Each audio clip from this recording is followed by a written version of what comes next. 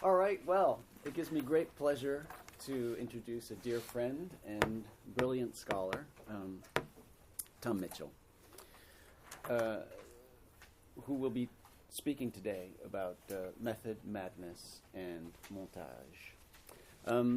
I'm sure you're all familiar with Tom Mitchell's work. Tom has written really seminal, formative interventions in the area of picture theory, and you probably are very familiar with his books, What Do Images Want? And Picture Theory, as well as his other works on dinosaurs recently, on the Occupy movement as well, and so on a range of topics where every time it's always just, for me, reading Tom's work is always changes the way I think about the world. So I'm delighted that he can be here, that he can be part of the Columbia Center for Contemporary Critical Thought. He's one of our visiting scholars this year, and we'll be working together a lot in January and February and March on surveillance and spectacle. And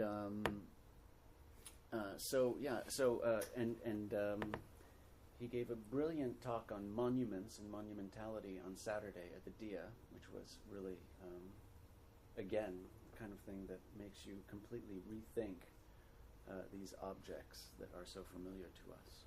So, Tom? That's enough. Is that enough? No? That's too much. It's really, okay. Well, it's really a pleasure to have you here.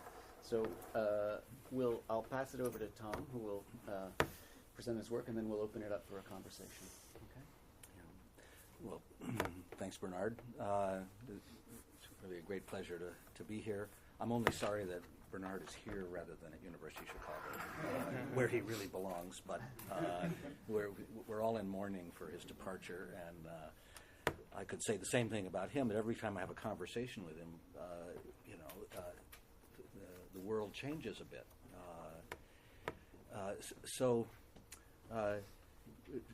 This is a paper I wrote last spring for a conference in Berlin called Image Operations.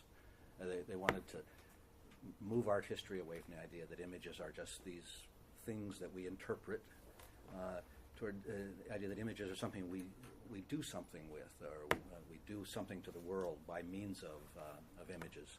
And so it's going to cover a lot of ground,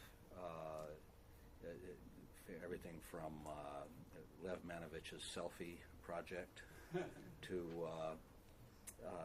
drone operators and surveillance, control rooms, and so forth. But it's going to start by going into art history, and even before that to something more fundamental, because the big project I'm working on right now is a book called Seeing Madness, Insanity, Media, and Visual Culture. It's a very personal project in one sense because it was inspired by the life and career of my son, Gabriel Mitchell, who was a filmmaker who struggled with schizophrenia for 20 years, wrote many screenplays, and if you want to get a sense of what my personal investment in this topic is, you could go to a website called filmworks.com, but you have to spell film with a PH and works with an X. Filmworks.com. That's Gabriel's website, which he left behind at his untimely and early death. Has some of his films on it and archive of reflections on schizophrenia.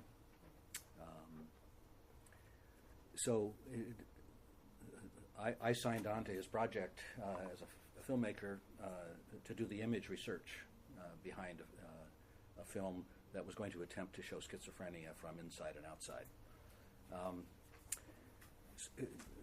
Beyond that, the project is based in a feeling that the relation of madness and visuality, images, pictures, media, have reached a kind of crisis point in our time, one that's registered across many different arts and media.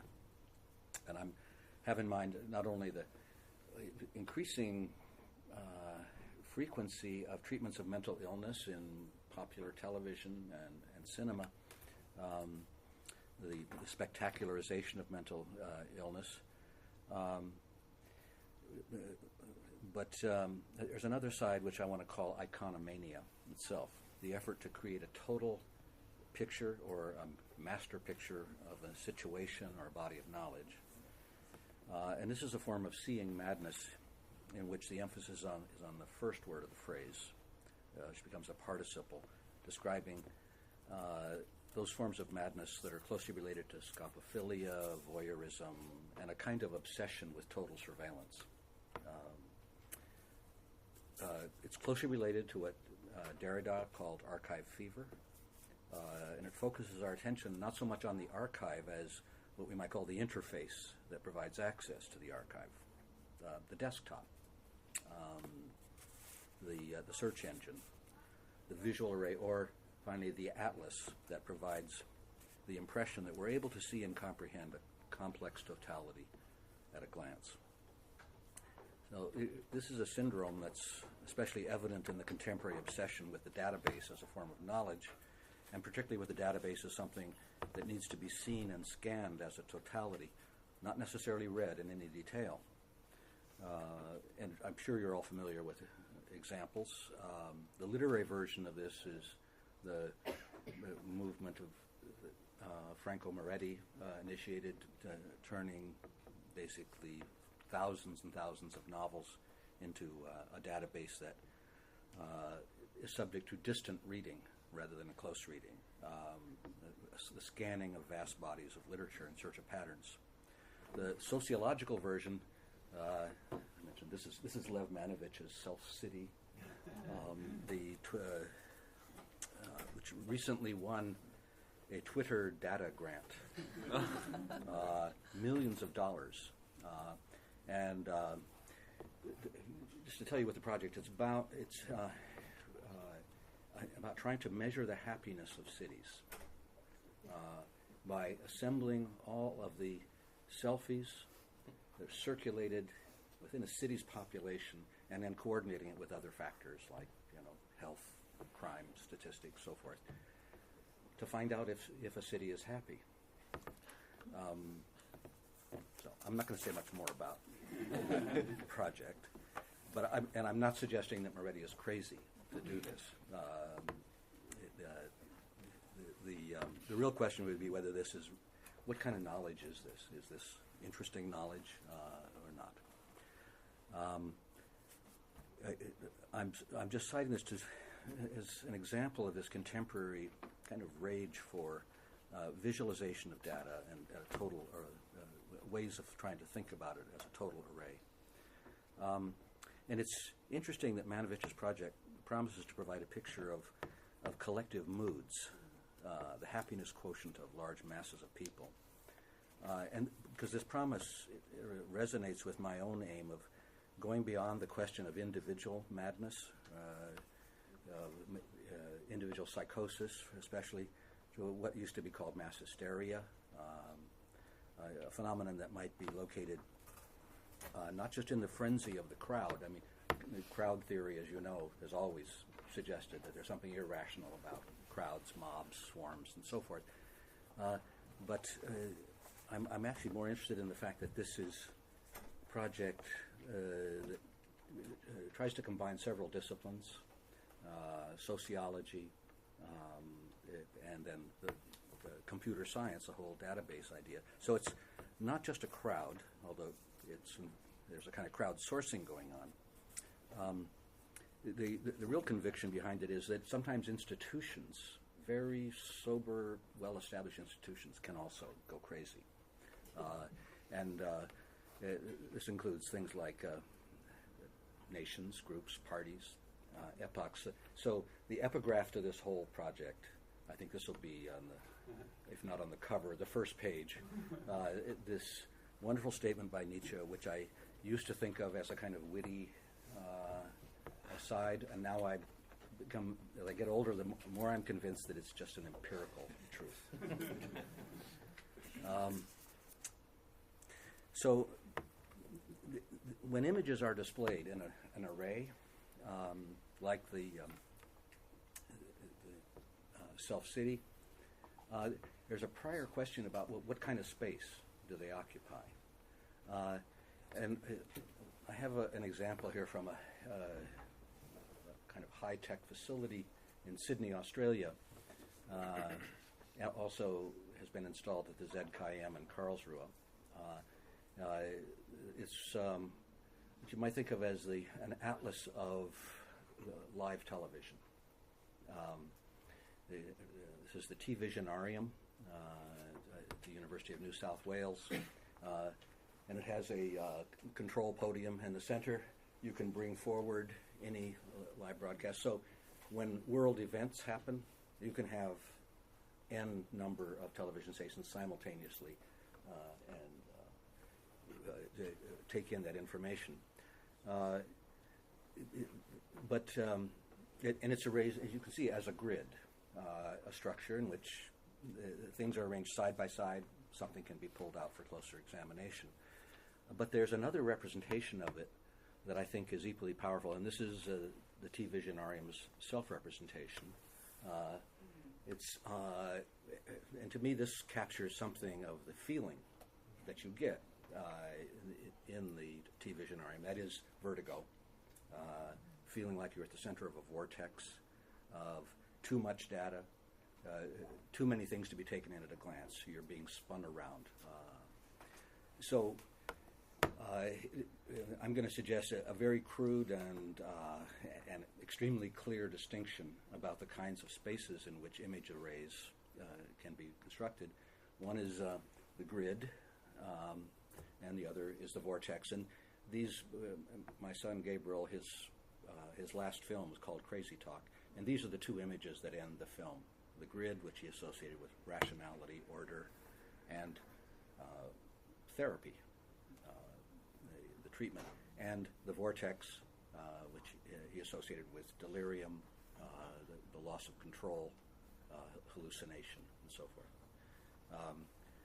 Just recently, and he was deeply committed to the trying to produce representations of the grid that would bring order into his world. He constructed sculptural models, and one of them has just been realized in a work of art by the British sculptor Anthony Gormley. It's called the Infinite Cube. 1,000 LED lights inside of a glass, one-way mirrored cube. This was just unveiled this week in Chicago. But I want to start not with that, but with art history. The most fundamental image operation in the discipline of art history is the one that we don't show to an audience. It's the slide table. In the good old days when I was starting out, we had little cardboard 35 millimeter slides, and we spread them out. And I was never very good at this.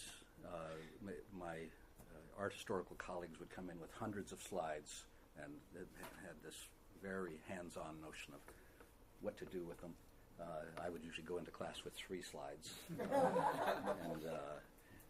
I always suffered a lot in the slide room where the real experts were doing this. But the invention of the digital image saved my life, because I'm pretty good at shifting stuff around. So these are the slides that are in this lecture, and when I showed this at the conference in Berlin, one of the tech people came running up and hit the escape key on my because he assumed that I'd gone back to PowerPoint, but it's not. It's a representation of PowerPoint. I was almost going to do that. I was like, okay, wait, Tom, you're looking there, but do you know what's? Yeah, I know. Yeah, so and the reason we don't show this, it's kind of forbidden to be shown, is that it's just a working arrangement. It's not an artistic collage. And it has relations to other forms of simultaneous image display, like a filmmaker could take sequences and array them this way, and they often do. So cinematic montage often involves, in the editing room, something of this sort. The normal practice in art history is to treat these as sequences in a discourse. And of course, if there's any elder art historians here like me, you remember there was a time when the slide table was divided in half because there were 2 slide projectors. And when the digital revolution occurred, I know in my own art history department, it created a crisis because they couldn't understand how we were going to operate with one projector. So they insisted on, and there still are 2 projectors hanging from the ceiling like this. But they're not used very much because if you think about it, it would really create a mess trying to create another software to coordinate 2 projectors. You can do the same thing on one. But that whole method of the side-by-side comparison of images was really foundational to the discipline of art history, a way of basically making art history suitably Hegelian, having these comparative thesis, antithesis pairings. But the idea of the Bilderatlas, I think probably most famously inaugurated by the founder of modern art history, Aby Warburg, in something he called the Bilderatlas, Mnemosyne, the goddess of memory.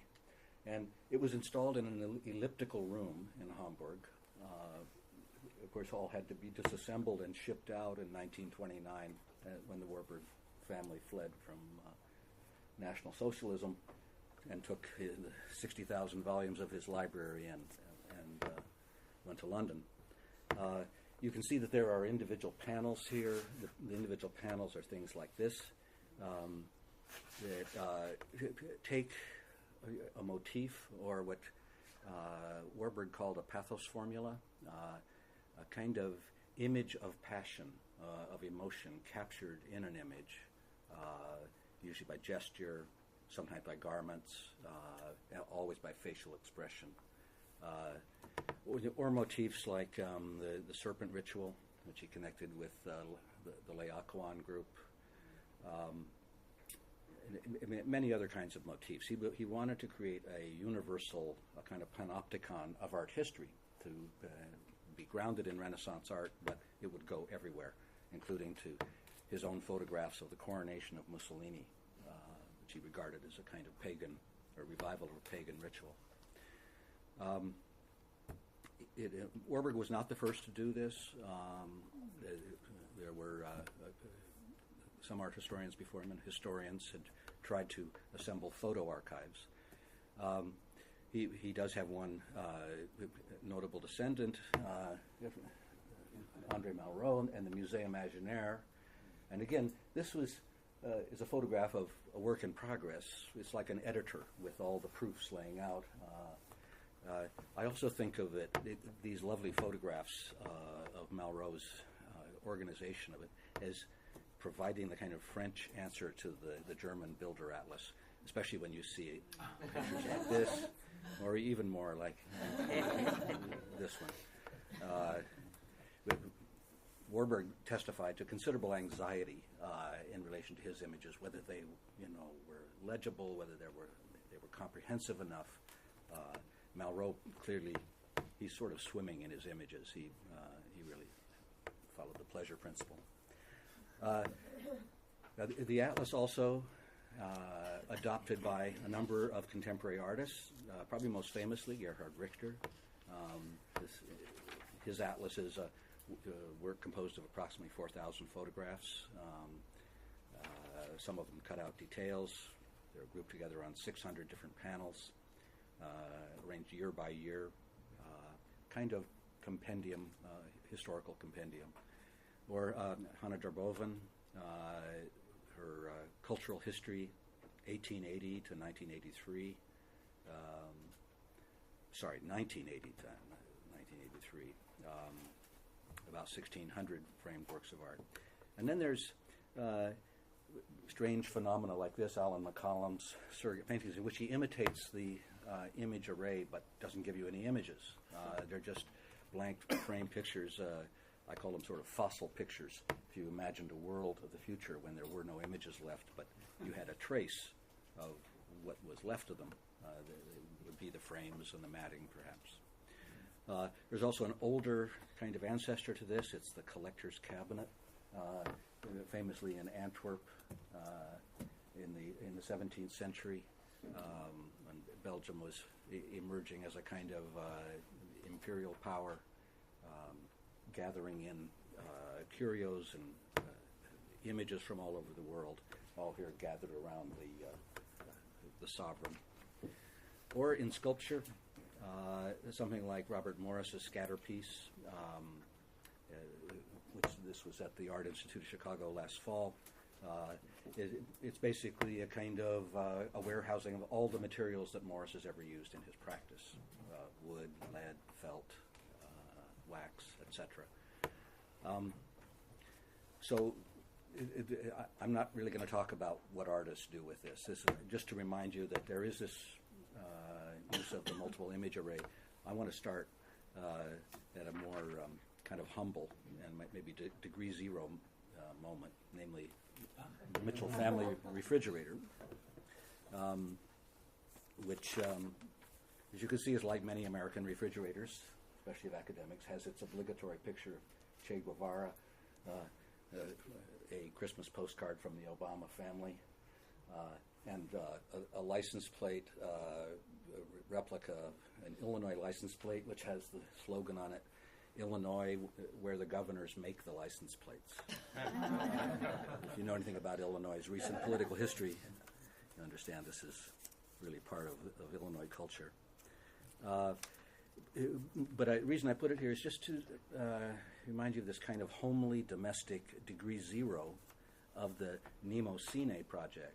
I mean, what we do is we put souvenirs, memorials, children's drawings, photos, and they're pretty much random, but they do disclose, they tell you something. No doubt a gifted psychoanalyst could come in and say, what is the collective pathology of this family, by looking carefully at it. So it's all about memory, the Nemo Cine project, and it is a kind of Bilderatlas.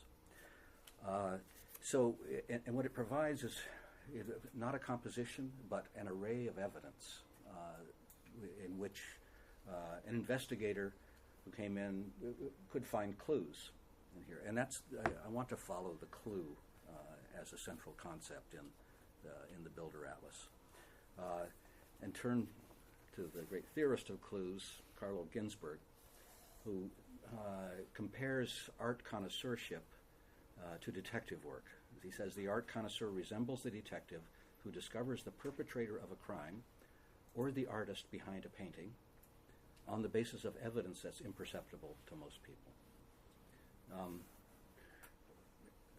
And of course, when you think about this analogy that he's postulating between the artist and the criminal, the art connoisseur and the detective, you have to go back to that great set of essays by Thomas de Quincey, in which he basically tries to reinforce this analogy by talking about murder considered as one of the fine arts, and therefore evidence as not something that is put there intentionally. Evidence is left accidentally. The gifted art historian or the art connoisseur does not look at the theme of the painting, doesn't look at the intended representation. They look at the stray details. The connoisseur Morelli said, look at the earlobes of the figures in the picture, because that's where the artist is kind of on automatic pilot and cannot conceal the automatism of the signature.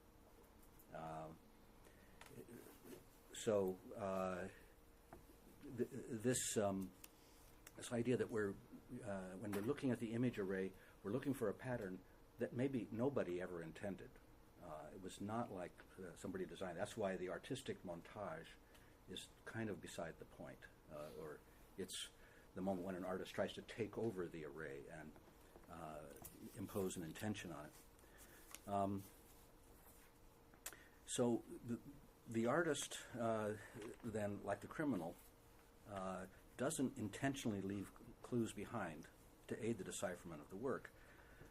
When the criminal or the artist does plant clues intentionally, the wily investigator must ignore them, or even better, recognize them as ruses intended to mislead. So the detective, like the art historian, must learn to read what was never written.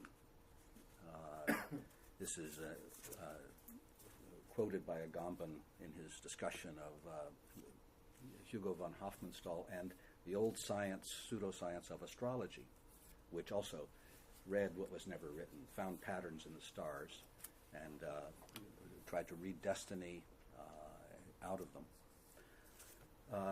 But if that astrological model seems disturbing to you, because it's pseudoscience, I want to give you another example of the image array.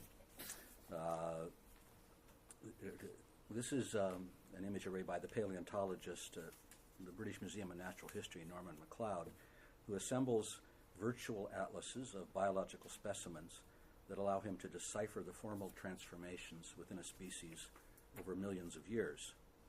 Thanks to contemporary digital technologies and enormous databases, plus three-dimensional scanning and printing, it's possible for MacLeod to trace evolutionary transformations that would have been unreadable with photographic or hand-drawn representations of specimens. He's upsetting the apple cart of taxonomy in the disciplines of natural history. So, like all natural scientists, MacLeod has to read what was never written, the patterns disclosed in the Book of Nature. And from an iconological standpoint, the images of biological specimens are not just representations of them, but clues to the processes that leave their fossil traces behind. From the standpoint of genetic coding, images then are not to be understood as reproductions of an original, but as something more like algorithms, or, given the proper beholder stimulus, self-executing programs that make reproduction possible. Now, Agamben, in his essay on Warburg's Bilderatlas, connects it with the medieval doctrine of signatures, or imagenes, the talismanic and magical understanding of significant marks as operations. And this is the kind of thing that my dear friend and colleague Mick Tausig and I have explored in seminars on with the way signs seem to come alive. We're both guilty of falling into animism at various points. Whatever the matter of which they are made, says Agamben, the imagenes are neither signs nor reproductions of anything. They are operations through which the forces of celestial bodies are gathered. And he goes on to associate these figures with Foucault's notion of the statements or discourses that accompany the strata of visibilities in the archaeology of knowledge. The images arrayed in Warburg's Mnemosyne Atlas, it's often been noted, are not mere examples, but something more like windows into cases in a vitalist and even animistic metapicture of the history of art. That is, Warburg really was interested in the life of images and the way they conveyed emotional life, particularly the pathos formula. So when his assistant, the great art historian Gertrude Bing, looked at them, she said, what these images are on the Warburg Atlas are psychic states that had become fossilized, so to speak, in the images. The open secret in all of Warburg's images is that they're never properly understood as still, but rather more like film stills, snapshots of a pervasive notion and life that leaves the image behind as a clue. So, and the lives of these images are the signatures of passions or pathos formula, encoded in what Warburg called engrams, which are neither signs nor symbols, but signatures. The nameless science that Warburg tried to found was something like an overcoming of magic by means of its own instrument, an archaeology of signatures. But it was widely regarded, even by Warburg and by some of his followers, as a kind of failure. That it was, and don't forget, I should have mentioned this. Warburg started his Mnemosyne Atlas as therapy. He had been in a mental hospital for about 5 years, diagnosed with schizophrenia by a student of Freud, Binswanger, and in a locked ward because he had become violent and was having hallucinations. So it was a mad project. It was also, in a very strange way, the inaugural project of modern art history.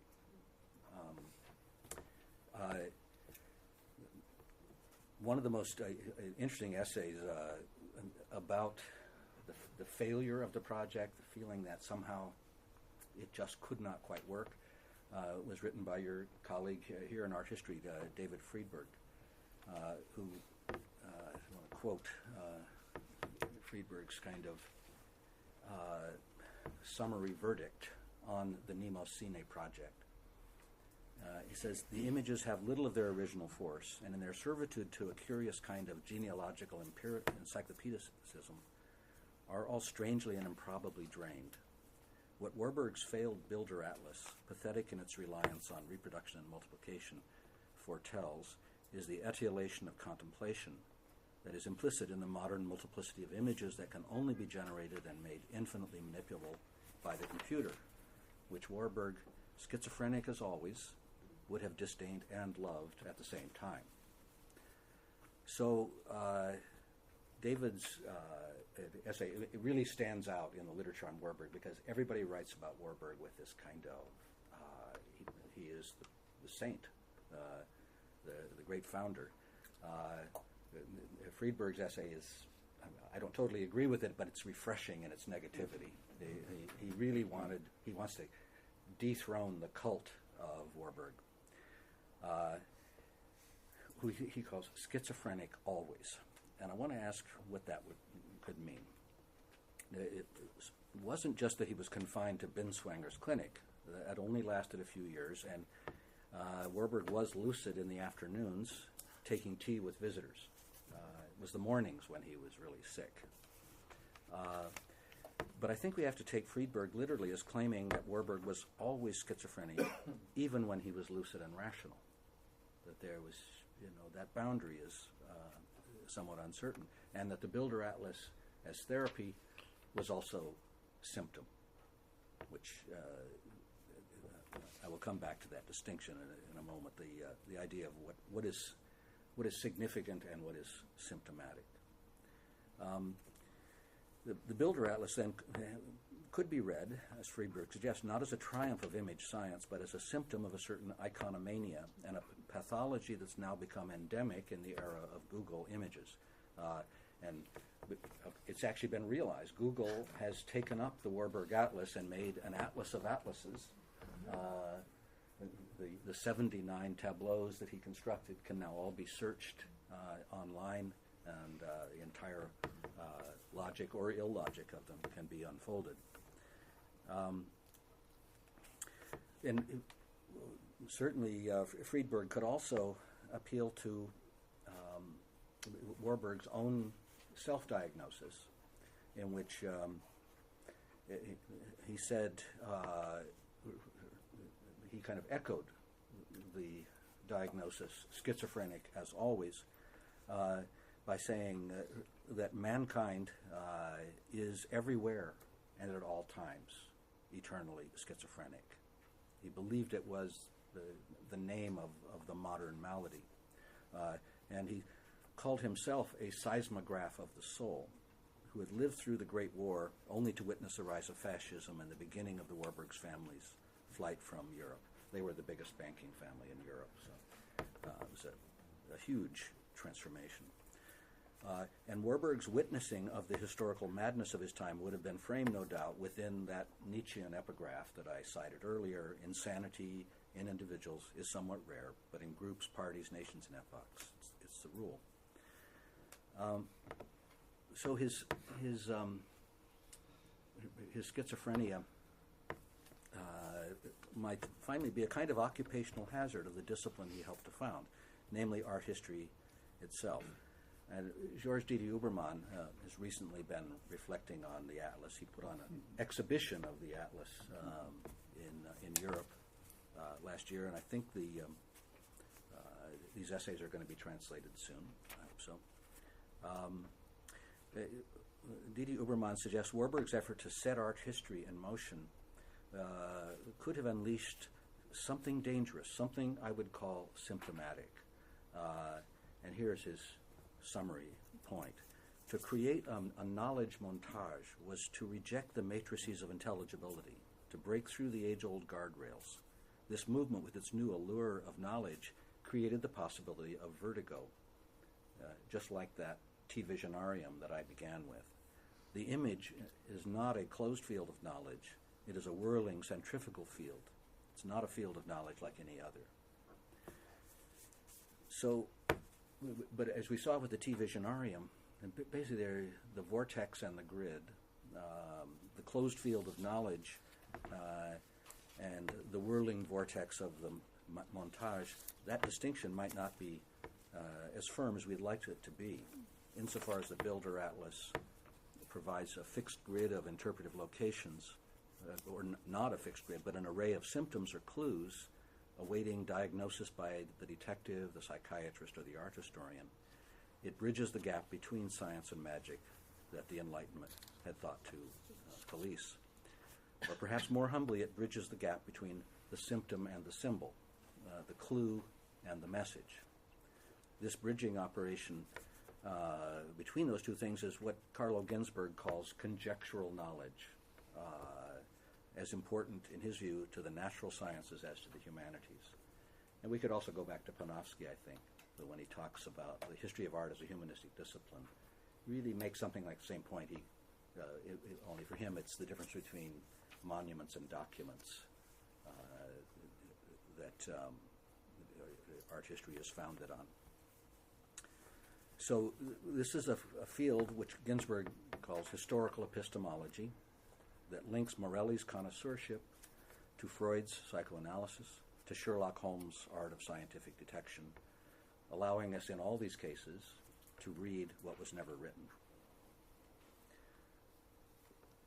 So now I'm going to turn to cinema for a few minutes. Because I think the place of the Bilderatlas is best captured in the medium that succeeds in actualizing Warburg's goal of setting images and art history in motion. Sometimes the Atlas can play the minimal role of just preserving memory in the face of amnesia and psychosis. And I want to show you a clip. How many of you have seen Christopher Nolan's wonderful film, Memento? Okay. You may remember that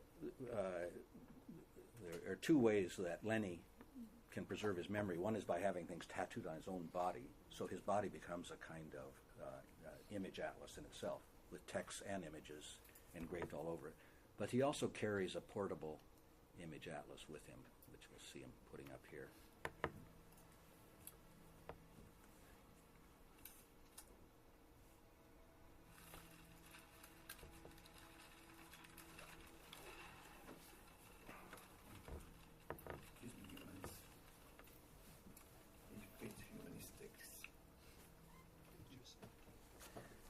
And you see, the space of Lenny's image atlas is one of mapping.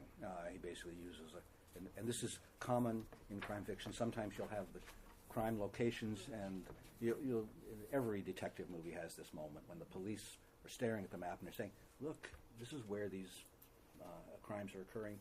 And so the criminal must be somewhere in this blank space in there. But for Lenny, who's sort of our noir detective in this film, he's just trying to remember who he is and where he is. He even has taken a picture of the motel. You can see there. What is that? A Comfort Inn, where he's staying. And this is also, as I said before, a little bit like the film editor function. Basically trying to keep track of where the scenes, shots, and so forth are to be arrayed in some kind of narrative sequence. or perhaps in terms of a geographical world. If you were a documentarian, you might think that way. So this phenomenon, the image atlas, seems to appear with incredible frequency in films about espionage, criminal investigation. A standard feature of crime drama is the scene of the improvised wall atlas with pictures of all the suspects and their location in a corporate and familial structure. Or sometimes the array of victims is displayed by the serial killer himself and imitated by the investigator in the array of evidence. So in this still from True Detective, recent television, how many of you have seen True Detective? The whole thing. Oh, good. Of course, Rust Cole, the central detective figure, is mentally unbalanced himself. He's become obsessed with a 20-year-old crime, and some people believe that maybe he himself is the serial killer because he's become so immersed in the evidence, and he arrays the evidence in the same way as the ritual scene of the murders themselves. So it's as if he's not just collecting the evidence, he's also collecting the scene in which the evidence was displayed. The first season of Homeland. How many of you have seen Homeland? Yeah, okay, good. I've kind of given up on it now, but the first season I thought was fantastic.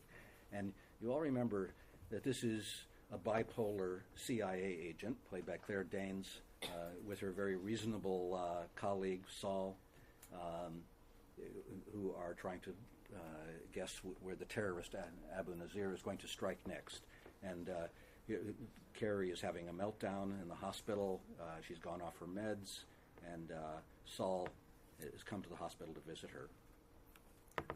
This is about a green pen. Green pen is what I want, and blue is what is available. Green is important. Green is necessary. It doesn't make sense if it isn't green, and it's really not an unreasonable request. So, thank God, my green pen is dry. I've asked 4, 5, 6 times for a new one, but there's no understanding. They offer me blue, they offer me black. I mean, is green so hard? Is green elusive? I mean, my kingdom for a fucking green pen. She's yours. She should go to her room. Doctor will be in. I am laser focused on the green. There's more. There's many more. The thing is, Saul, the Avenue here has methods and patterns and priorities. A single sniper? No, Avenue Zero doesn't do that. He never has. He never will. He goes big. He explodes. He maims en masse. We know that. Slow down. Facts. Facts are facts. We have about a week, maybe less, to figure out the real target. Now, this single shot to the president's spy novel 101 bullshit. Well, actually, that's the working theory. Well, it's wrong. I mean, it's incomplete. Walker's not even critical. He's just a part, a piece, a pixel, a pawn of no importance. There is a bigger, pernicious, Abu Nazir-worthy plot out there, and we have little time. We have to code it, collide it, collapse it, contain it. Lie down, Carrie. Doctor's coming. Okay, the important thing now is the green pen.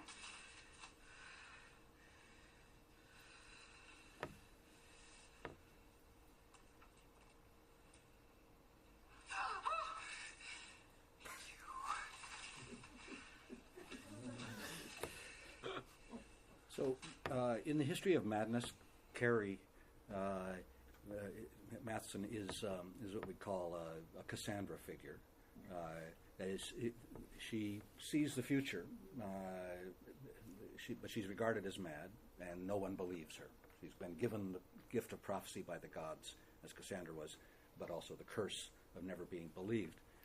So, Saul, though, listens enough to go home, back to her apartment, and to think the green pen signifies something. It's a clue. And so he goes in and sees the chaos of evidence lying on the floor in Carrie's apartment. And this is what happens next. Oops. No.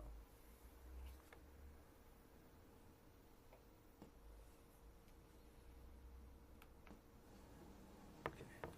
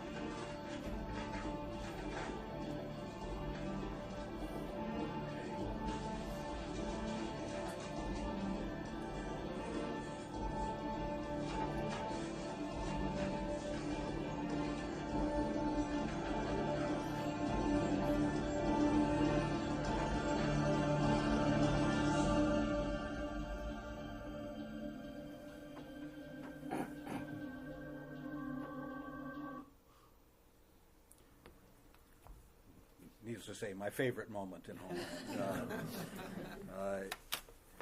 And the interesting thing about this particular montage is, if you've seen the series, you know that it's the gap, the chasm, the absence of evidence turns out to be the smoking gun.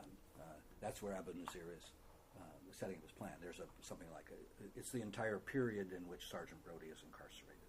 That's that gap in which he's preparing the ultimate suicide bomber.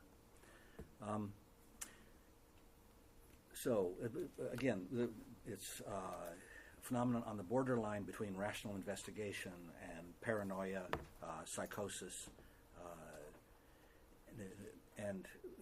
but if we want to see a film that goes all the way over to the other side, then the obvious example is A Beautiful Mind. And let me just show you, I'm going to show you a clip from this.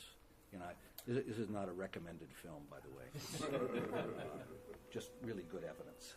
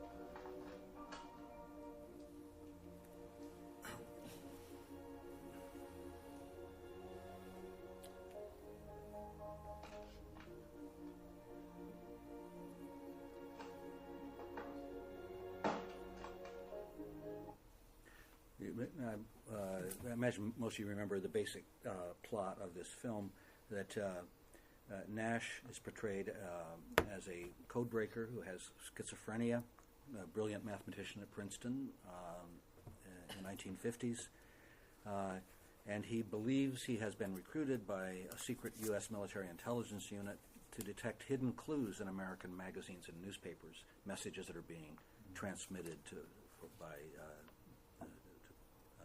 create a nuclear attack. Nash's gifts, of course, are for pattern recognition.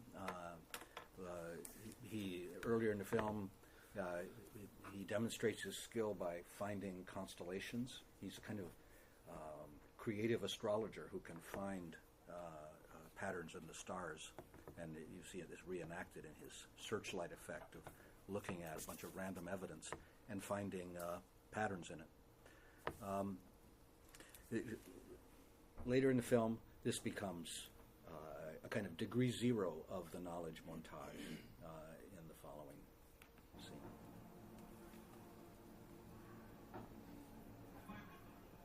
This is his wife looking into the garage where Nash is spending most of his afternoons.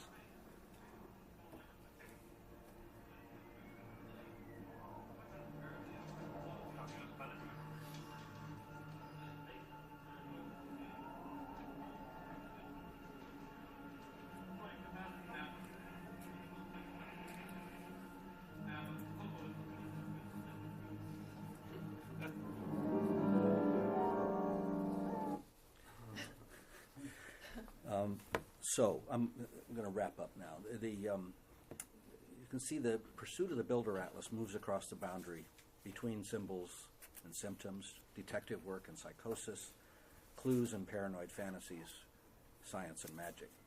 At one extreme, the atlas is a matrix for the display and interpretation of symptoms.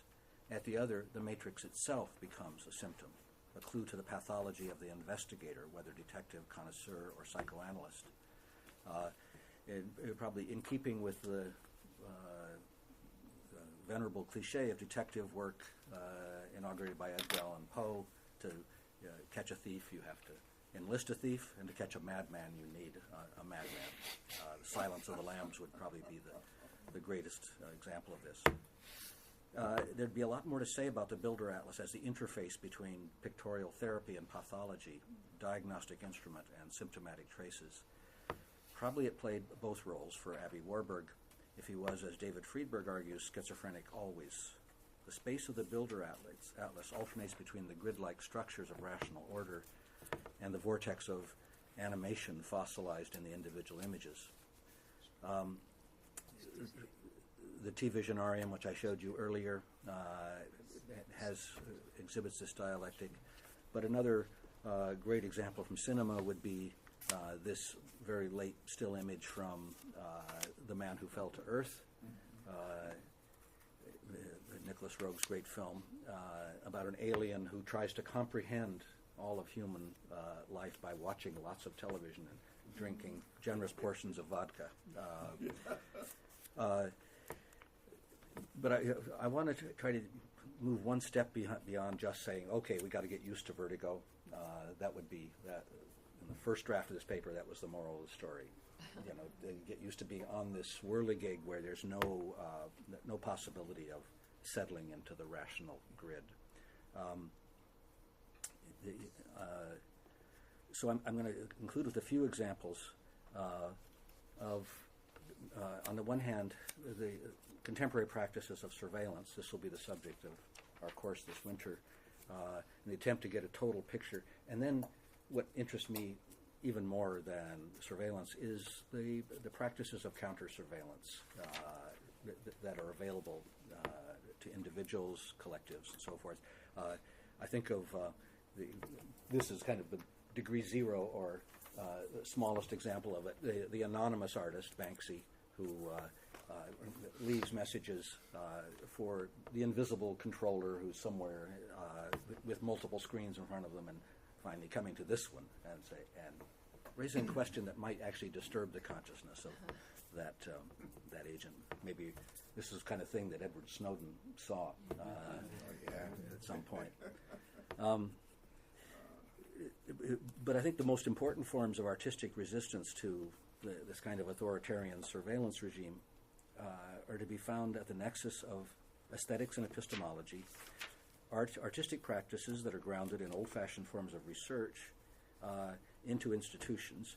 So my nominee for the greatest performance artist of our moment is Edward Snowden, an artist of the found object, the discovered object, and the revealed object in the form of the archive of the National Security Agency, which he has now provided us with a massive Bilderatlas. This was Snowden's great, and has seemed capable of keeping his wits about him throughout this amazing work, including organizing it in a way that I think defies understanding. So I'm going to show you a few of the slides. These are PowerPoint slides again, so think of this as a meta PowerPoint of the various systems and operations that the National Security Agency is doing. And you can see right away one principle. It isn't the state exclusively controlling surveillance. It's, and Bernard has written about this in his forthcoming book, it's the cooperation between big capital, multinational corporate capital, and the state. They're all kind of in an interlocking relationship. As you can see here, the strategic partnerships with all the familiar names in big data management. And even the language of serving our customers, which I think is something wonderful about that. So I'm not going to comment very much on these. I just want to show the slides, let them speak for themselves. They do expose the entire structure of the National Security Agency's activities, mapping the interlocking structures of private and public, corporate and state surveillance. A system that aims at nothing less than the total global control of data flows. But Snowden has introduced or has exposed a striking paradox in this system. Not only does it involve an exponentially increasing volume of data collection, it also reveals in this one little slide, not the challenge, a striking moment of self-awareness as the NSA comes face-to-face with the self-defeating character of the project in relation to its official goal of stopping terrorism.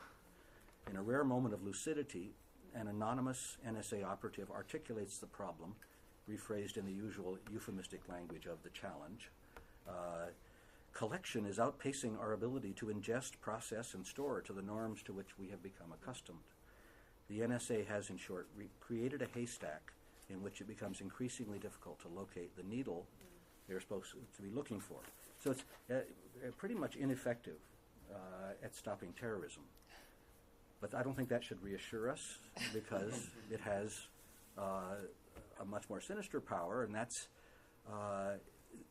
its ability to create a global panopticon in which privacy disappears and the self-surveillance and passivity of populations is reinforced by a global panopticon that has no face except the face of yourself on your cell phone, on your laptop, on your GPS and mobile device.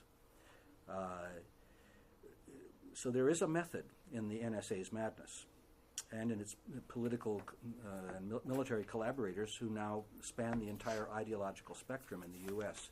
As you know, the capacity for lying and perpetuating the system is undiminished, depending whether it's George W. Bush or Barack Obama as president. The heads of these agencies under Obama have lied just as egregiously in front of Congress as anybody did during the Bush era.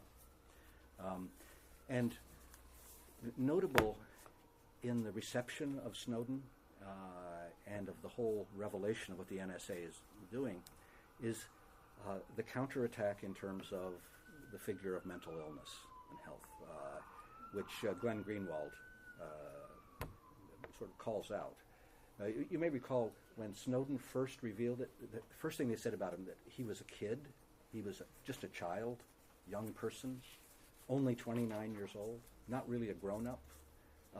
And then they tried to attribute, and this has been repeated, I can't tell you how many people say, well, Snowden must have some kind of personality disorder, clearly narcissistic, thinks the world revolves around him, so forth.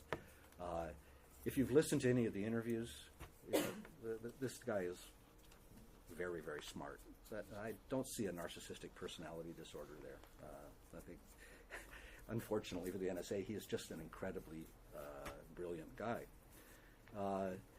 But this business of psychologizing dissent, saying if you oppose this system, if you dissent from it, then there's probably something wrong with you.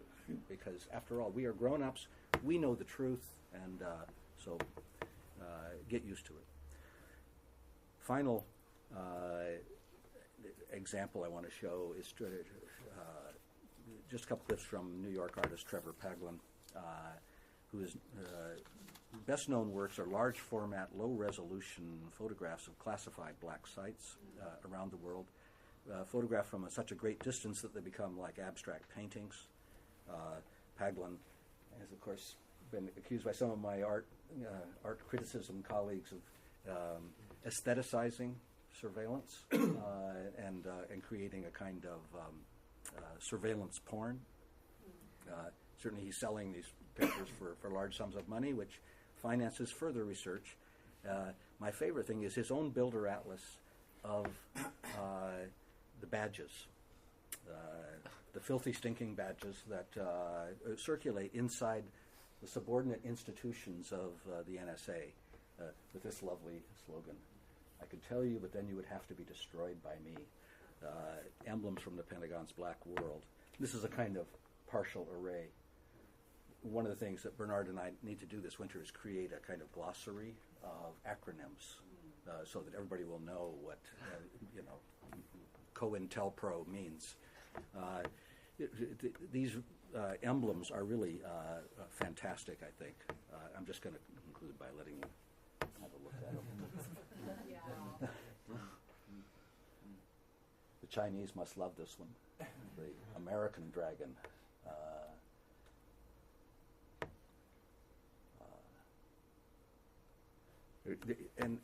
I hope this winter in our course we'll have people in law, people in cultural studies, anthropology, art history, and so forth, film studies.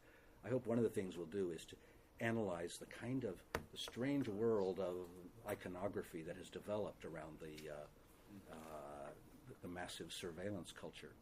A lot of it involving magical thinking of this sort, wizardry, These are real? black arts. These are real things. He didn't invent these. He ferreted them out. Project Zipper, the NRO. When you run across that's the National Reconnaissance Office. And then I think there are probably some that are somewhat unofficial, like this one. None of your fucking business. Or Semper and Obscura, so we'll take off on the Marine. So, but I hope this just gives you some sense of the lunatic world that agents of the surveillance state make for themselves. So if the NSA's secret slogan is always in obscurity, coupled with the image of magic mushrooms, perhaps there's hope. Thanks very much.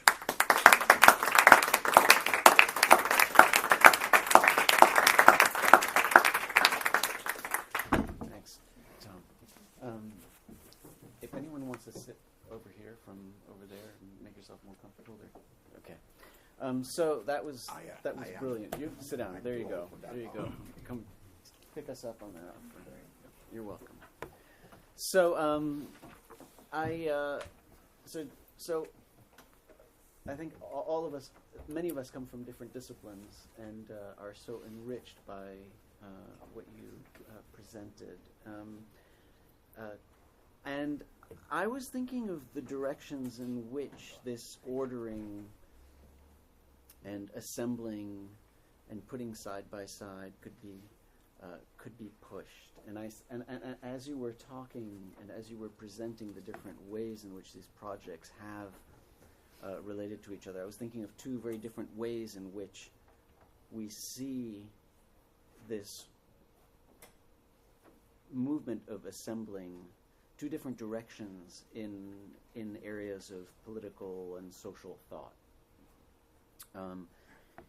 One of them is kind of in a Straussian direction, in the thought of Leo Strauss, and I was actually surprised sometimes by some of the things that you were saying and how it resonated a bit with a kind of Straussian way of thinking about the world. And then the other one is a more nominalist or Foucauldian way of seeing how these assemblages can be pushed. And so I just wanted to kind of map those two. And there are probably many more, and maybe other folks in the room can kind of map those as well, and we can make our own little atlas of directions. In addition, of course, to the more direct one, which is simply finding out who the culprit is or something. So there's a notion of kind of the detective actually making this assemblage to find a piece of information. But there are the other's directions. So the kind of the Straussian idea I had was that somehow by putting these images together, right, and seeing how they are assembled, right, we can find some real meaning and intentionality that's not actually on the surface, right? And that was very much about the earlobes or these notions that there are going to be places where in between the lines you can kind of see the real intentionality, and you can find it by assembling and ordering, and it's hidden to us now, but it's there. And we can find the weak spots that will show it to us. And so you're looking for the stray details, as you were saying, or for the pattern that is somehow hidden. But it's there, And it's going to then give us a new way of understanding what these assemblages of thoughts and images are trying to do. And oftentimes, of course, it's something about the person who has assembled, right? What was the true meaning that was intended and that we don't hear? And then the other way in which one could push this is of the nominalist move to deconstruct categories, right? And so much of what I heard in terms of the presentations was or could be applied to what we so often do, which is to try and take an ordered set. And so these would be Warburg's or ordered set, right? That there was a category, a name that was placed on these objects, right? And that brought them all under that name, right? But then once we start to investigate, that name doesn't make sense anymore, right? And we then can do a nominalist move of deconstructing, right? And possibly reordering and reconstructing, right? But of course, that's not something about the intentionality of anyone behind the assemblages or anything. That's something about our shared concepts and notions that we use in terms of understanding the world and intervening in the world. So I thought of those as two possible ways of thinking about this work. Now, I'm sure that in this room that we can think of many more ways to push it. But Jesus, did you want to jump in? I did want to jump in because there is something very interesting. What is going on here is that you began, and it's also in what you were saying, Bernard, is that there is you began by talking about these panels of images, but gradually they become texts, and they kind of added to the question of the vertigo. So to what extent this substitution of this becoming image of this constellation of texts or texts becoming images is also adding to the problem of vertigo. And what I am seeing here is something completely different. Is the creation of a completely new idea of the image, or not completely new. Perhaps it's related to the idea of the emblem, in which you can never create a panel of images that is not accompanied by another panel of texts that is, in this case, is extremely submitted to some sort of chaos. They cannot be figured out without some sort of prophetic or even medical condition, like in the case of the color codes or the ways in which the letters come up in the case of Jan Nash in this movie. So what I was asking is, to what extent also those texts have become image. So how this analysis that you made also kind of blurs this difference between image and text, the panels, and the very idea of vertigo, surveillance, code decoding, counter-surveillance even. What are you looking at? That's an image text as well. Well, I think you've put your finger on exactly one of the issues that Warburg struggled with. Warburg wanted to have, he said, art history without text. He wanted the images somehow in their simultaneity, their synchronicity in an array, to be eloquent testimony of something by themselves. And he notoriously had writer's block. One of the things that helped him get out of the mental hospital was Binswanger told him, if you can write an academic lecture, if you can give a lecture and it's coherent, then we'll think you're safe to go home. And he did. He wrote this wonderful inaugural essay of the synthesis of modern art history with anthropology, notes on the Hopi serpent ritual, which he linked. Of course, no art historian today, no methodical, rigorous art historian, thinks that this is a sound piece of scholarship, but it was sufficient to get him out of a mental hospital. And it's a wonderful read. Highly recommend it. But he had great difficulty writing, not so much difficulty speaking, and he was kind of an oracle in front of the Bilderatlas, because his students would gather around him and wonder, well, what are we supposed to say about this? What is the logic? And he would tell them. So it was built in, this tension of trying to do it just with images, and what you've seen, I think, is it isn't just images in the sense of pictures. It's also figures, but also texts themselves as visible objects, as evidence. The Bilderatlas that the CIA agent is constructing in Homeland is mostly texts, some pictures, but then they're treated as texts that are to be scanned in a different way. They're with not no read. syntax. They are a montage. So, but to come back to your side of the question, I think this is. It hadn't occurred to me to put Leo Strauss over this, but I think it is.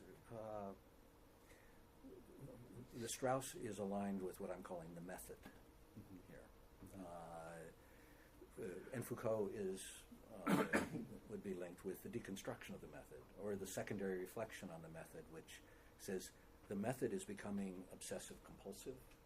The method is defeating itself, or the method is leading us into a kind of, not what Ginsberg called conjectural knowledge, which is sort of critical, self-aware, like Norman MacLeod's paleontological montages. These are, that's the closest we have, I think, to successful application of scientific method, using dating, carbon dating, and specimen comparison of a very precise sort to create the Darwinian timeline out of small animals primarily. Dinosaurs are no good for this because there are too many gaps in the record. But the NSA's method, I think, is in some sense technically just as mad as John Nash. It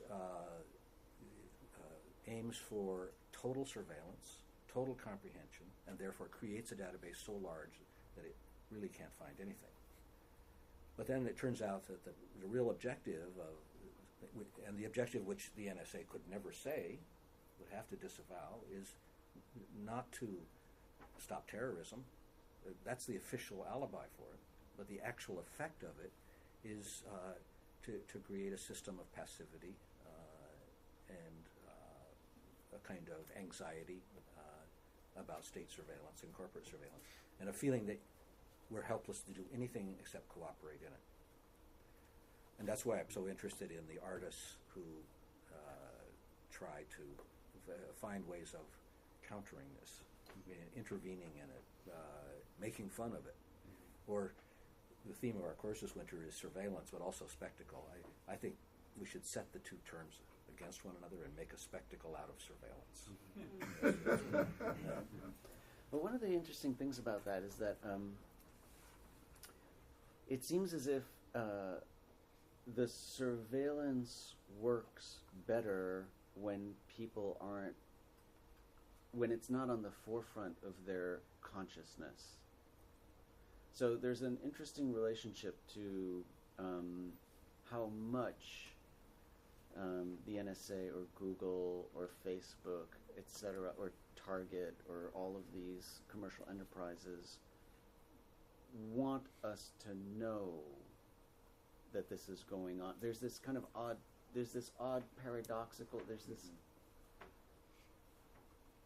odd relationship between it in that it works best, and so I think that when Target sends you targeted advertisements based on all of the information that you've provided, and data brokers, the big data brokers will say that they've got 3,000 points on each one of us. Okay, 3,000 data points on each one of us, on average. Well, But they have my fingerprints now since I've got the iPhone 6. And right. So, well, from the iPhone, they've got all kinds of data. But that the targeting, actually, that people will respond if they didn't know that they're targeted, right? So if you get the whatever it is that they're trying to get you, they'll mix it with these items that have nothing to do with you, so that you won't know you're targeted, and it will work better. There's a famous case of targeting mothers, young mothers, and sending them a Pampers advertisement, but also a wine case, or something about it's a completely different, so that they don't feel as if they're targeted, and that it works better that way. And to a certain extent, I think the NSA surveillance wants us to forget that we're being surveilled, right? That's what bothered them the most, I think, about Snowden and all of this, is that it's coming up again. It's like we're just waiting for the news cycle, hoping for the news cycles to tamper it down so that we just pay less attention, forget about it, and whatever. So there's this interesting paradoxical link between us knowing but not really knowing, wanting us to know but not really wanting us to care or remember, or something like that, right? That is in some sense different than some of the older forms of surveillance, where it was intended to be internalized. It was, the panoptic gaze was intended to be internalized. We don't even feel like we're watching ourselves. We're just just kind of, it's become ordinary everyday life. Right. So that at the same time, I buy the iPhone 6 because Apple announces that it will be encrypted and that the NSA will not be able to penetrate it. At the same time, I'm sure Snowden is laughing uproariously in Moscow. At the same time, I buy this phone because it's encrypted, and the first thing I do is say, I can use my index finger to open it much more quickly than I can enter a passcode. So I think that's the double bind. Yeah. You wanted to ask? Yes, I have a question. I'm wondering whether you have thought about and will be writing about another component of both madness and surveillance, which was implicit in the entire presentation, but which you didn't make explicit, which is sound. I was very struck by, in my own work, I work on medieval art, not in the kind of Warburgian sense, but as part of cultural history, what art does and how they do things with art. And I'm very frustrated on my new project. I'm trying to figure out what people said about art, and it's very hard to get at sound. I'm working on preaching, and all we have are texts of delivered oral speeches. But in your presentation, it's so clear. I mean, just working backwards from the film, it's actually the music that tells us what to think about both her madness. I mean, if you just read a transcript of what she said, it might or might not sound mad. It's when, I'm sorry, I don't know the character's name. Carrie Matheson speaks that she's mad, and then the music tells you how you should feel about the moment of revelation, not because the camera is telling you when something makes sense, but when the music tells you something makes sense. So both madness and order are very much conveyed, but also cued, and people's readings are contoured by sound. And I was wondering if that's part of your project and what you thought of it. Yeah, absolutely. And I think two of the films I definitely want us to look at this winter will be The Lives of Others and The Conversation, which are really classics about audio surveillance, which is, surveillance contains the metaphor of the visual, but it's clearly the audio-visual. And then there's the surveillance of metadata. Remember when I think Dianne Feinstein said, look, the NSA is only collecting metadata. They're not actually listening to your conversations. All they're getting is who you called, how many times, where you were when you did it, just kind of meaningless information.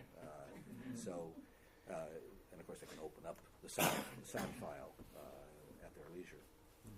I think that's a very important point. It isn't just visual surveillance. And the sound of the voice,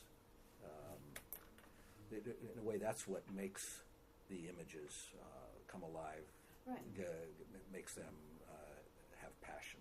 Right. I mean, it's not just a question if it's another aspect of surveillance or of madness, but it's a key contour of meaning. Yeah. And Right. Yeah. No, I would think that it's actually another. It's another assemblage, right? It's another montage. I mean, the way in which music orchestrates the relationship between the objects is itself another element of montage, right? Yeah. In other words, a crescendo is a shining of light on a space, or a placement in the middle, or a placement on a particular spot of the. And it's another field for kind of establishing these dichotomies, right? Because if something has some degree of order, we call it music, and if something has no degree of order, we call it noise. But where do we draw the borderline? Right. Or cacophony, right, Yeah. right. Where do you right. see the patterns of silence? Because in the conversation there are patterns of silence, and so are this in all those movies.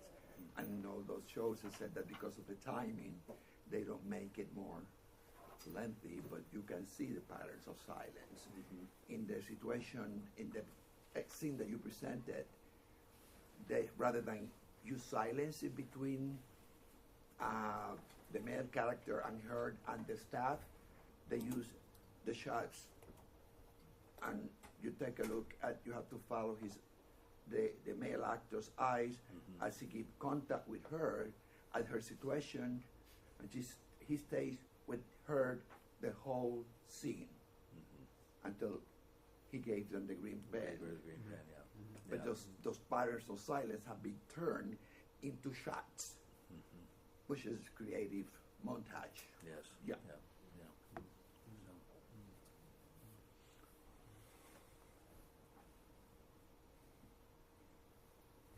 Yes. As an educationist, as a teacher, what is your sense of the fact that we are becoming? I mean, do you think that we are becoming obsessive compulsive in terms of our? No, not nearly enough. Databases. I mean, I'm thinking of our students who are so good at all this, and are so impatient with reading a written piece which is more than 3 pages long. It's getting to that point, and I'm wondering if there is something that you are addressing in the classroom.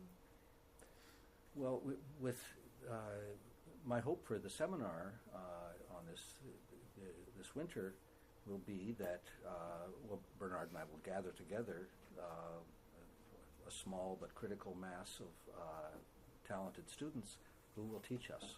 Can we attend the seminar or what? Something for that? Let's talk. It's going to be. Can I buy my? We are going to do it by teleconference, and we haven't discussed this very thoroughly, but I really hope that the NSA will be watching. That's great. Maybe occasionally we'll say, does our studio audience want to weigh in here? Have we got it right, or we? I think all we need to do is use proper vocabulary at various points in the conversation for it to become worthy of attention. Yeah. But I agree totally with what you say about our students having grown up with this. They were born digital. They are much more comfortable with the meta language, and with many of them are, not all. But that's why I like to teach courses of this sort, to keep up with young knowledge producers, who I hope will help us create the syllabus, help us compile bibliography, glossaries, a database of our own. That my aim is to create a database that's useful for projects of counter-surveillance, or in other words, to make a spectacle of surveillance.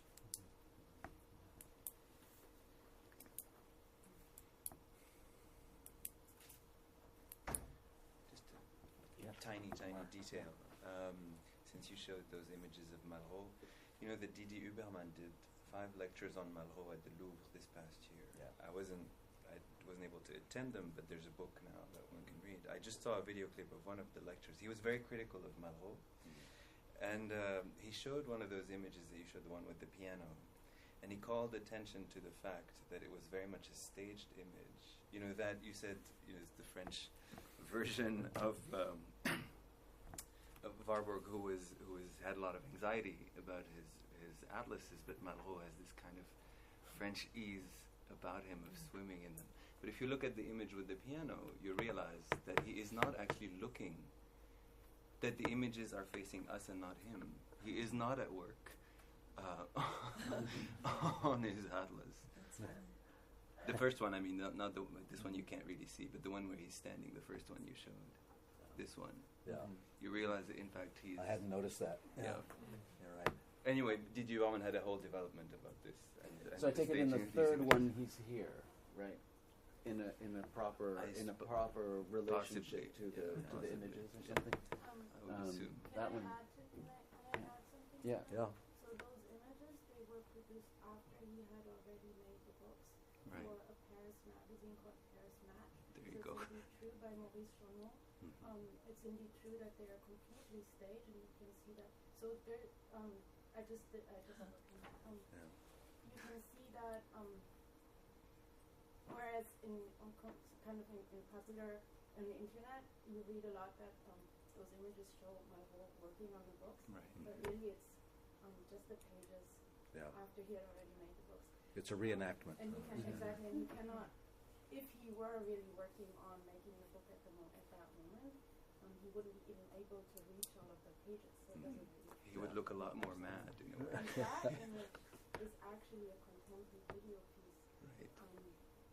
by another artist from 2012, whose name I now don't know, but it's a parody of Malraux. So this Yeah, I saw it actually in the gallery. this is Daniel. Yeah. Absolutely. Could you send me an email with the information about this? That's great. But I take it we're used to stagings, right? I mean, it has to be the case that a lot of that we would need to theorize the notion of the staging of the montage, as well as the montage itself. I mean, because they would be rare to find or to think of authenticity or a notion of authenticity in a lot of these montages, no? I mean, so staged would be at one extreme, but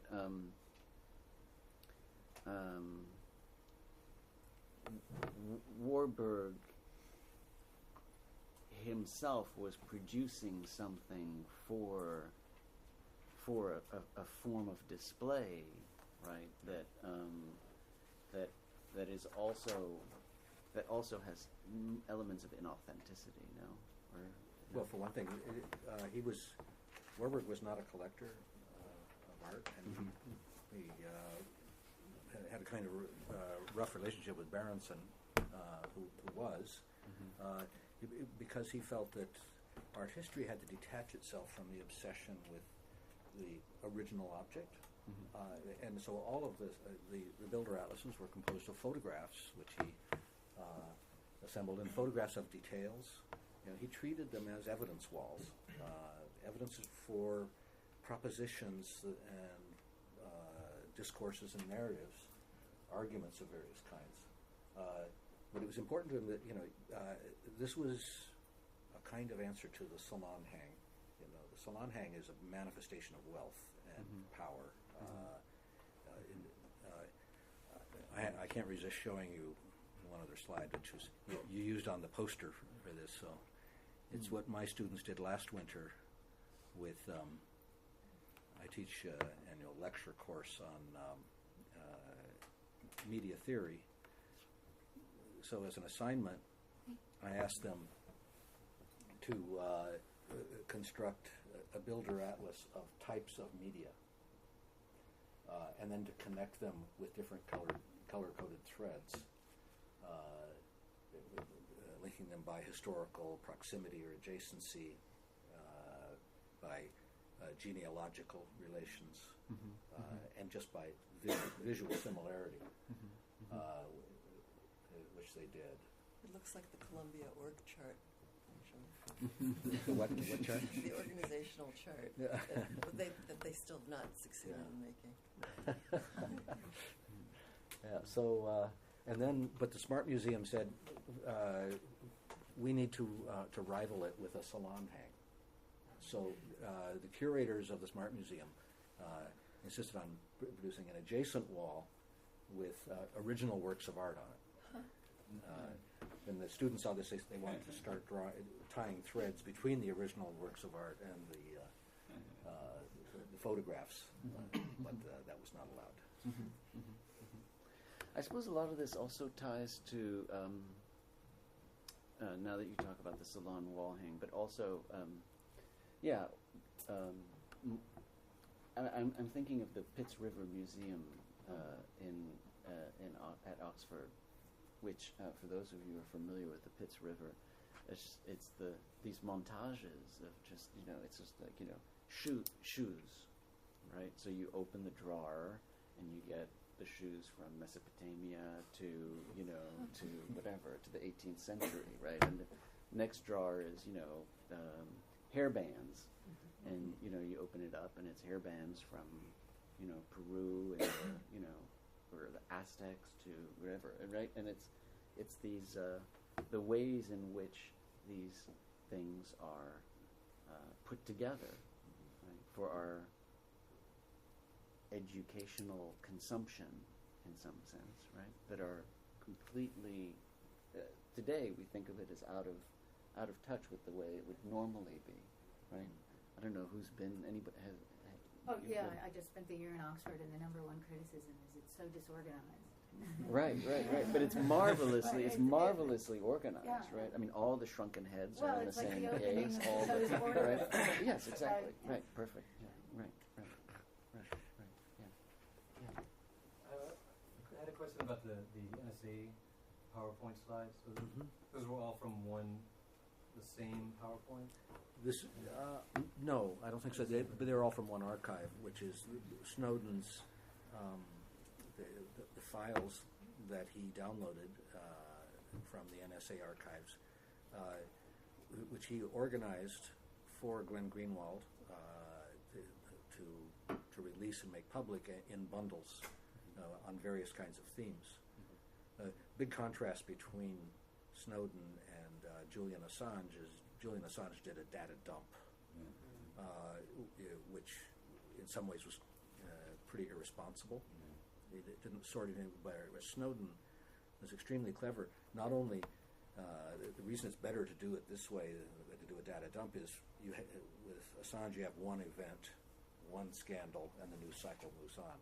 With Snowden, it was like water torture.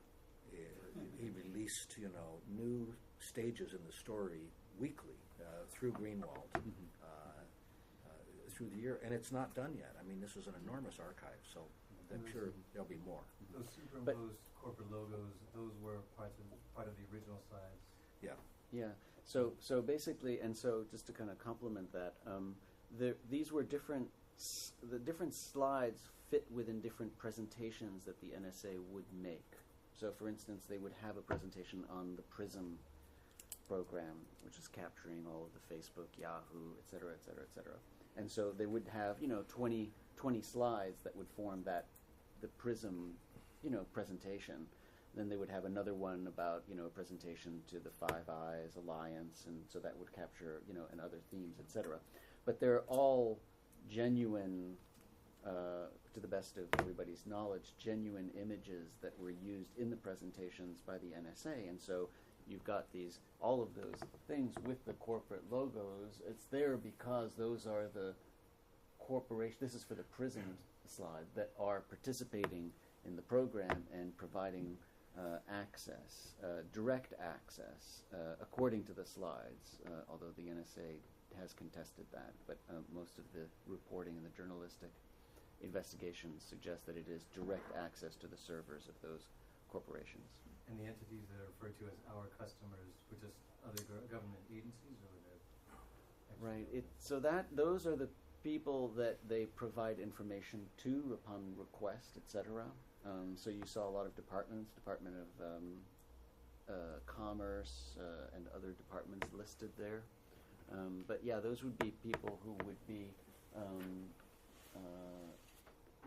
asking for information, or with whom they would be sharing their information, right? And as you know, part of this was the result of 9/11, subsequent to 9/11, notions that there needed to be more openness between branches of the government, between different agencies, etc., so that they would be probably providing information to anyone who would ask, or maybe even possibly sharing the access or the information itself.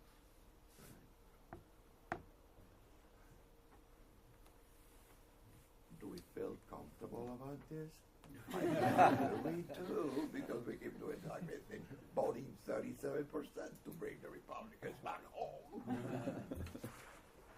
Omar, you want to? Yeah, just two things. Just one tiny detail. Since you reminded me that I had seen that video, of the man dancing on Malraux's things. The artist is called Dennis Adams, and the video is called Malraux's Shoes. And I remember really liking it, though I don't remember it very well. But the other thing is, you spoke about the Atlas Mnemosyne Warburgs, and I was wondering if you could say something about that in relation to his library. You said 60,000 volumes. We know, because the Atlas has, is it 42 different panels? 79. Anyway, 79 panels. But so that feels like a limited number. There's 79, it's closed, there's no more panels to be added, etc. But his library, there were 60,000 volumes, but now it is in London, it has many more volumes. Yeah. So some people are continuing that work. And I was just wondering of the two of them in relation to each other, and the fact that this library is not organized according to any standard system of classification. It's not a Dewey Decimal System, it's not any of the usual systems, and it encourages a practice of drifting in a way, because things are put together by a kind of intuitive contiguity in some kind of way. And I was just thinking about it in relation to, say, a situationist international kind of practice of urban drifting. And I was thinking about it in relation to your work on surveillance as something that is a counter-surveillance mechanism in some kind of way, right? That is, so I don't know, maybe the Mnemosyne is a practice of the grid, of trying to put those images together in organized fashion, and his library as kind of almost the opposite in a way, something that oozes out all the time and can be built on in this way. Yeah, although I think the images, you can drift, of course, very well. So it's just that their outward form. Yeah. It looks like it's like putting them inside a frame in a way. Yeah, I think that's an interesting point, and but Warburg was also notorious for rearranging his library. Right. The associations would change. I know my own library at home is very badly organized, but I think I can find things pretty well, because usually what it's organized by is, it's topical. It has to do with, right now I've tried to carve out a blank shelf in which our readings on surveillance are going to be gathered, and no doubt that will become kind of reified. It'll be there, and could be tied up in a bundle. Right. But I think everybody here is scholars. You all, I think, deal with this. And do any of you really have a duodecimal library? But this is or even an public alphabetical by library. author.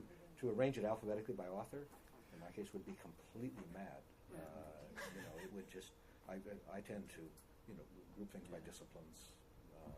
The question is what happens when you move office, and then it really creates a whole complex of relationship between the past and the present. Well, and you have just done this. I've just done this. Yeah, so I had to reorder all of my books, and they came in completely out of order because they were just put in boxes and whatnot. And then the question becomes kind of like, you have this old way, you have this old, right, the themed kind of worked year genealogy of historical something, and then it turns into this, well, now I can organize it, but I don't want to organize it too much because I know how that system worked, right? It's complete bricolage, right? Yeah, yes. It sounds digital from here, which Right. is. And a pre-digital, that's the problem to a certain I extent, know, right? But we Yeah, are it going could be- into that direction, right, of yeah. course, to be, and Yeah. might as well live with it Yeah. or die, Yeah. which we are going to be anyway. John, your head was shaking on authenticity. Was that your? I don't know why we should. But it was a very suggestive and interesting montage that intersects with things that interest me. Some of them have to do with Foucault, the relationship of Foucault to Binswanger, to the Warburg archive, to classification. That's one side of it. And the second with Snowden, the Citizen4 film that's just been done. Have you seen it? Yes, I've Yes. seen it. It's a very interesting film, a very interesting part of the Snowden story, in my opinion, and the way Snowden different from Assange and so on. And I've agreed to give a lecture in Brazil in April on Citizen4 at a Foucault conference. So I'm very excited to see how the two of you develop all of these ideas in the fall. I'm sorry, this very general reaction to it. It strikes me a kind of montage lecture in which there were many different aspects, and it was very suggestive for that. Can you say more about Foucault and Binswanger? Well, Foucault was very interested in Binswanger. His first book is on Binswanger, the book on dreams and so forth. He was interested because Binswanger had another idea of madness. If you look into the biography of Foucault, it's very important. I forget the name of the woman who was a friend of the Foucault family who got him involved with Binswanger and so forth. And so it was part of this early phase of research in Foucault before he finally decided on the methodology of history of madness, of madness civilization. So he was exploring different hypotheses and so forth. And Binswanger was a kind of key moment. If you look in the biographies of Foucault, they describe all this right. And what interested him that maybe is connected to what you're doing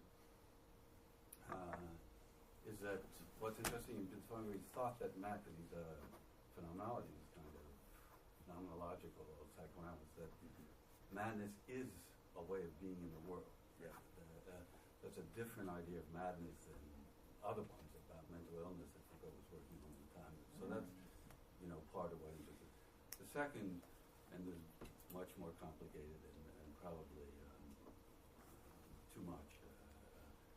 We know that Foucault in this phase was himself having lots of problems.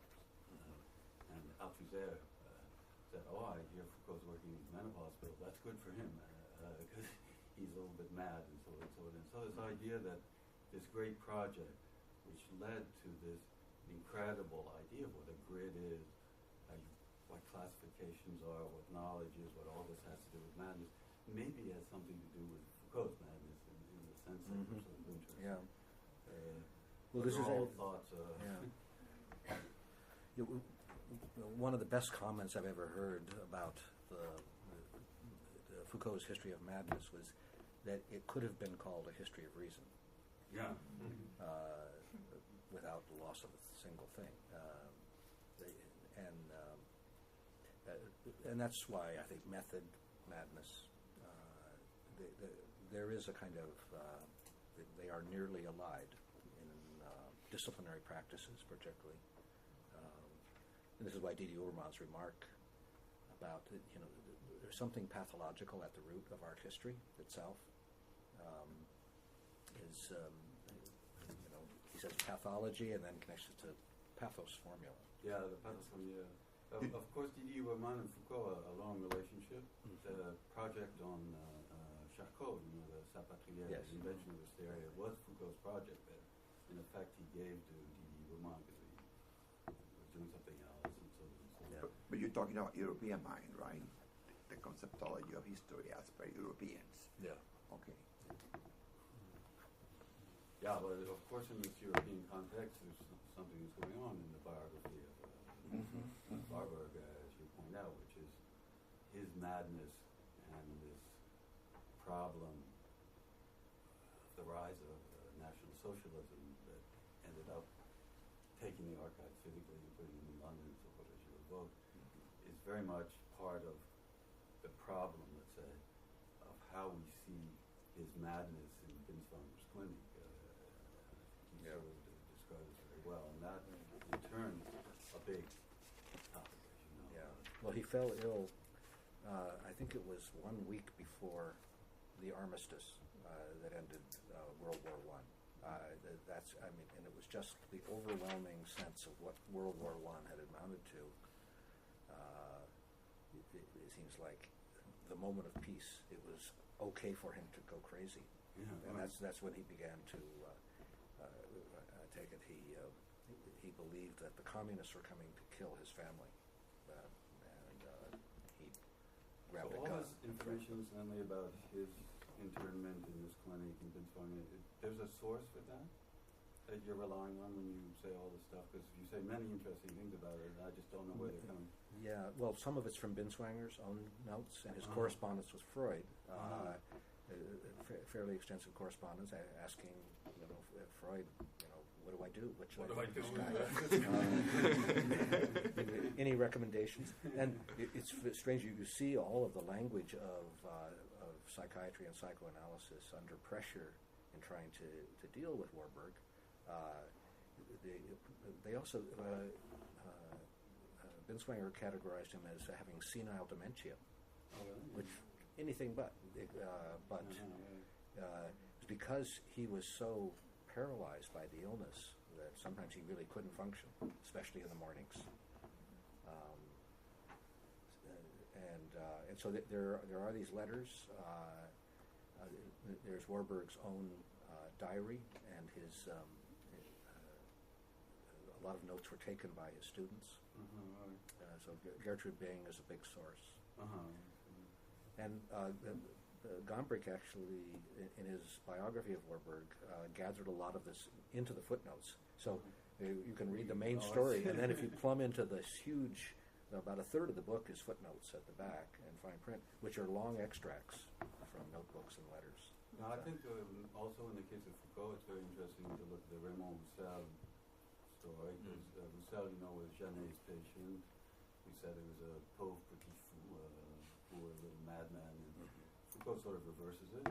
So you see that, in fact, the madness of Roussel is, in fact, a whole new way of thinking about what an image is, what writing is, and so on. So the topic of that book, which is a very interesting book, written at the same time as the book, The Birth of the Clinic. I'm sorry to get into it. No, this is great. And that image text problem that you were raising is very central to the madness of Roussel, like and the role that's played in it. It's a very suggestive thing to. I see it much too much in this French context to push it ahead and look at these other films and sort of think of it another way. So the problem of ears, clues, and all that. There is a literature about that that's connected to criminality. Right. The archive, which as criminals were recognized by the ears and so forth. I don't know. That's kind of interesting. Disciplinary Foucault side of that problem. Anyway, very stimulating. Yeah, well, it is a wonderful labyrinth going into the Warburg story, and it's the way it radiates. For somebody who wrote relatively little, his impact on 20th century thought has not, I think, been fully appreciated. But I think Georges has done a lot. Really his student also, Gilles Michaud, did the thing about cinema and so forth. and has helped to, after this early stuff with our own band. And I'm happy to report that there's a new edition of Didi Uberman's book on hysteria, Charcot and the Photographs of Hysteria, that's going to come out, and he's written a lengthy afterword to it, which we're going to publish in Critical Inquiry soon, I hope. It's basically revisiting the whole issue of the psychoanalysis of the image. For me, I somehow functioned without having gone very deeply into this archive for quite a long time. But 2 years ago, I had, in addition to my son's work on mental illness and being immersed in the actual clinical experience and the varieties of treatment of schizophrenia particularly, that kind of drove me into this. And then one of my graduate students who came from Italy last year said, "Do you realize you're rewriting Warburg?" I said, "No, is that a good or bad thing?" So it sort of, we started working together on this, reading together. A young man named Francesco Gori, who is quite brilliant, and I think sort of, this is what I mean about being led by your students. I think it's really good to follow these threads where they lead you. Well, we should organize. You should present the lecture you'll do on surveillance in Foucault, and that you're going to present in Brazil. Let me do it rather late because I like to absorb all this material. I have an initial analysis of the actual thing, but now that I'm hearing all this, it's much more complicated. Well, we'll schedule it at some point, and so we'll all come back for that. No, that would be interesting. Yeah, it'd be great. Yeah. Wonderful. Well, Tom, that was marvelous, and we thank you greatly, and everyone else for your participation. Thank you very much.